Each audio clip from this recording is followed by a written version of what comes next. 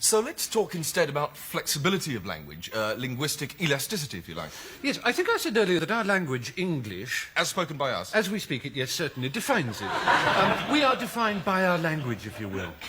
Hello, we're talking about language. Perhaps I can illustrate my point. Let me at least try. Here's a question. What is it? Well, my question is this. Is our language, English, capable? Is English capable of sustaining demagoguery? Demagoguery? Demagoguery. And by demagoguery you mean? By demagoguery, I mean demagoguery. I thought so. I mean, highly charged oratory, persuasive whipping up rhetoric. Listen to me, listen to me. If Hitler had been British, would we, under similar circumstances, have been moved, charged up, fired up by his inflammatory speeches, or would we simply have laughed? Is English too ironic to sustain Hitlerian styles? Would his language simply have rung false in our ears? We're talking about things ringing false in our ears. May I compartmentalise? I hate to, but may I? May I? Is our language a function of our British cynicism, tolerance, resistance to false emotion, humour and so on? Or do those qualities come extrinsically from the language itself? It's a chicken and egg problem. We're talking about chickens, we're talking about eggs. Let me start a leveret here. There's language and there's speech. There's chess and there's a game of chess.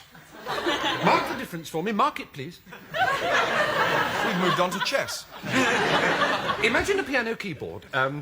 88 keys, only 88, and yet hundreds of new melodies, new tunes, new harmonies are being composed upon hundreds of different keyboards every day in Dorset alone. Our language, Tiger, our language, hundreds of thousands of available words, trillions of legitimate new ideas, so that I can say the following sentence and be utterly sure that nobody has ever said it before in the history of human communication.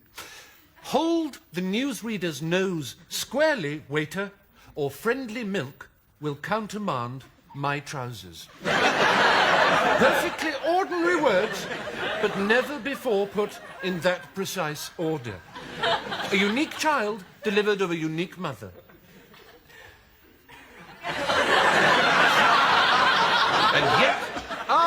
And yet, we all of us spend all our days saying to each other the same things time after weary time. I love you, don't go in there, get out, you have no right to say that, stop it, why should I, that hurt, help, Marjorie is dead.